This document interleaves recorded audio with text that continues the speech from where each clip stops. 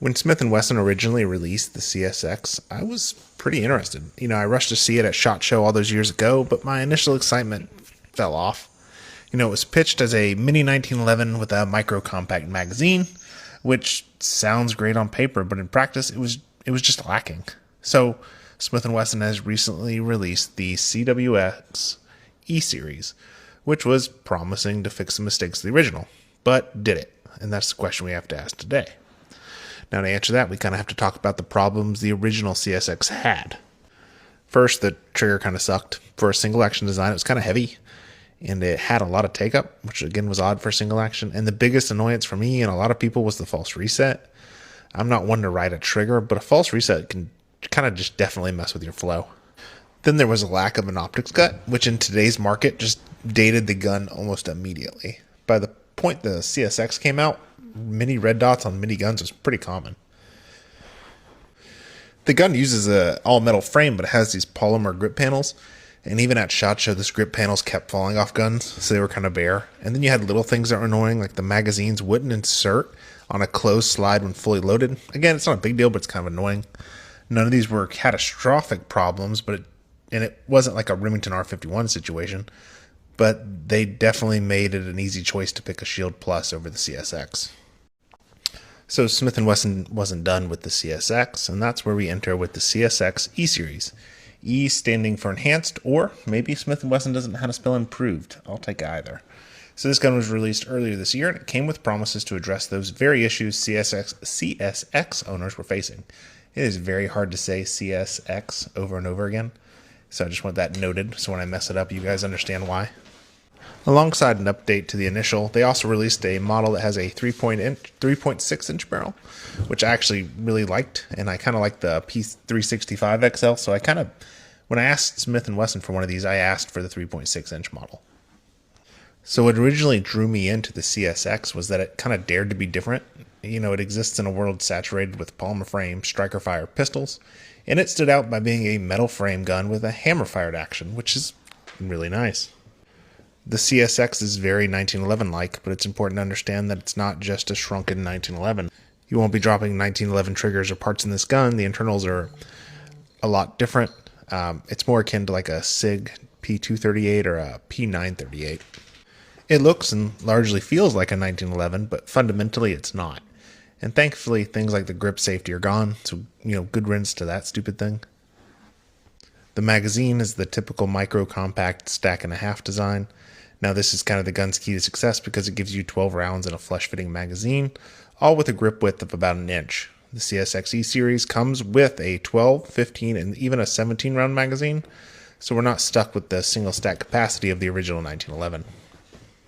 The new E Series finally delivers an optics-ready platform with a RMSE footprint. You do have to remove the rear sight to attach the optic, which is a minor annoyance, but honestly not a huge deal breaker for me. When you pop open that blue and white cardboard box, you're greeted with the gun, 3 magazines, and surprisingly numerous parts and pieces to adapt the gun to fit you.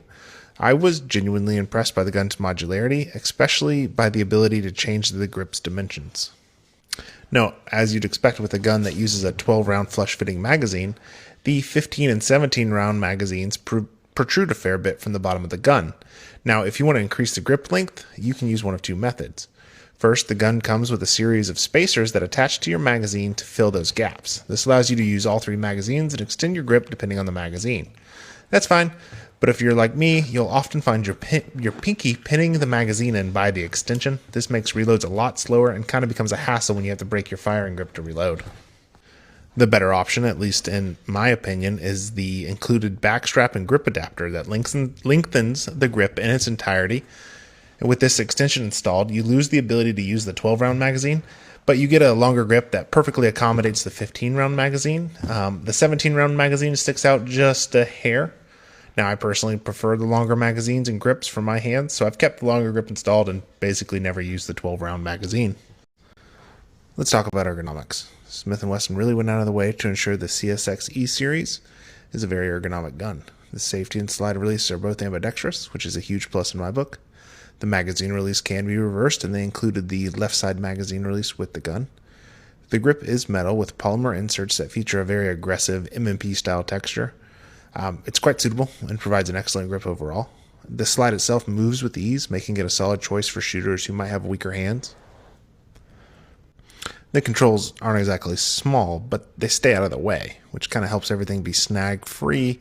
So you can still very easily manipulate the controls, but you can also draw the gun without having to worry about anything snagging. The safety is very easy to click off and a little tougher to click on. Clicking off is obviously the more important feature.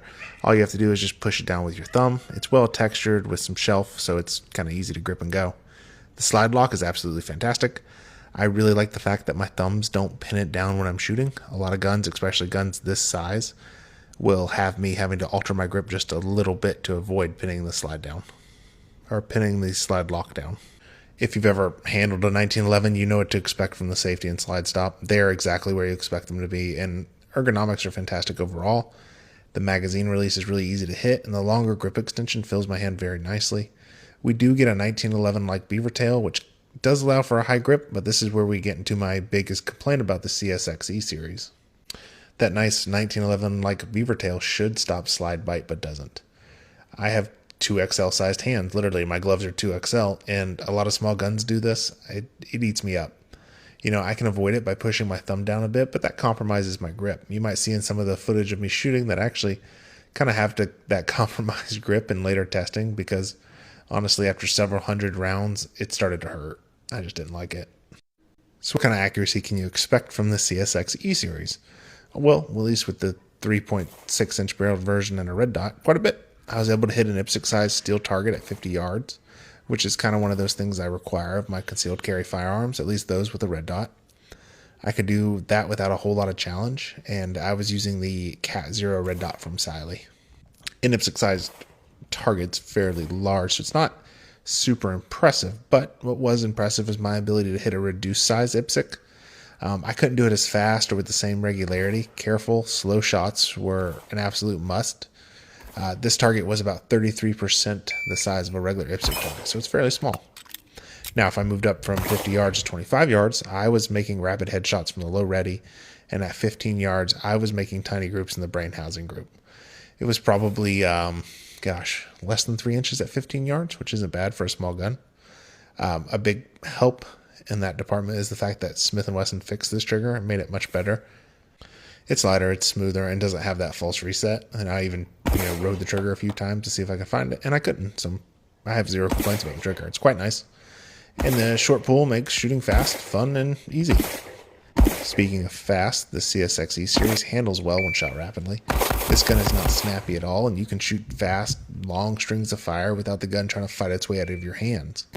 Those polymer grip texture panels are very nice and very aggressive, allowing for a mostly slip-free grip in the humid Florida summer. Today, the humidity was literally 100%, so your hands start sweating quite a bit fairly early on in your range trip. I did find myself wishing this grip texture was absolutely everywhere on the gun's grip, but it's fine ultimately. It never got away from me. I just would feel much more comfortable if every part of my hand was grabbing that really aggressive M&P grip texture. When shooting, the gun's not trying to fight its way out of your hand. This may differ a little bit with the 3.1-inch model, but the 3.6-inch model avoids being snappy and feels quite smooth. So when shooting with the red dot, you can watch the dot drift out of the optic just a bit, but it settles back on target very quickly and very efficiently. It was so fast that I finally cracked the 2-second mark on a bill drill. For the first time, and might be for the last time, I fired several more, and somehow I scored one at 1.98 seconds. It was more luck than skill or the gun. That's my fastest ever, and I could not repeat it, and it was a very frustrating day. I ended up having to shoot and kind of stop shooting and having to go back inside. I was so frustrated and mad. But I'll take it as a baby step toward my goal of consistent on-demand performance. Even if I couldn't repeat that performance, it proves the gun runs quickly and accurately. Sub half-second double taps are no problem, and neither are sub 1.5-second failure to stop drills. The gun's primed to succeed when going fast. I shot 500 rounds of Monarch Steel Case 115 grain ammo. That's the Academy Special that I'm pretty sure is loaded by MagTech for Academy. No reliability issues, and even with the slide cutting into my hand, it didn't create any stoppages. Would I have liked to fire more than 500 rounds? Yes, but for now that's what I can afford to do. Now overall, the CSX E Series with the 3.6-inch barrel impressed me. It's the gun I wanted it to be all those years ago when it first premiered.